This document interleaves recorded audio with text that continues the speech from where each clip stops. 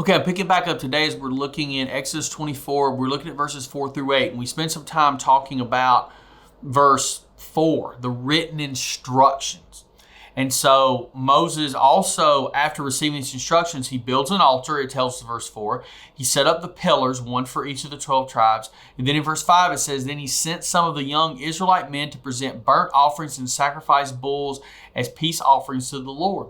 Then in verse 6, Moses drained half the blood from these animals into basin, the other half he splattered against the altar. So, what's happening here, right?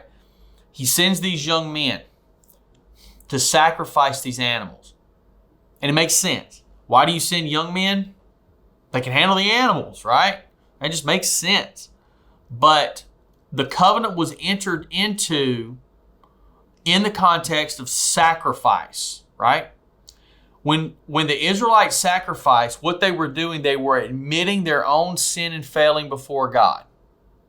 And all of those sacrifices were addressing something really important, that there was a need for a substitute. So these animals, the blood was shed, and they were seen as a symbolic substitute for the sins of the Israelites. And these sacrifices had to be made over and over and over and over. But this covenant was entered into with sacrifice. We see in the Abrahamic covenant back in the book of Genesis. It's all around Genesis chapter 15, where Abraham entered into a covenant with God, speaking about the land. This is dealing with the law and the possession of the land. So that covenant was just between Abraham and God. This covenant is between all of the people, right? Between the nation and God. So he sends these young men to do this. And then he reads the book out loud, the book of the covenant. So this covenant is heard, it's responded to. So our covenant with God is based on His words and His terms, not our terms. So these animals were sacrificed.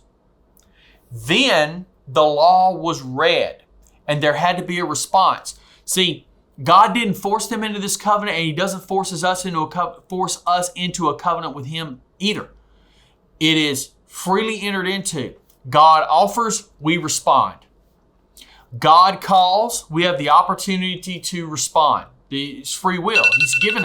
He has given us that free will. I apologize for that. I was not expecting that to go off.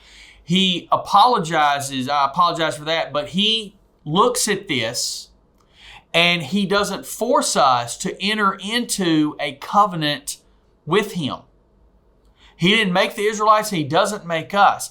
Now, what's interesting, this book of the covenant that was read, it is the beginning of what we think of as the Old Testament.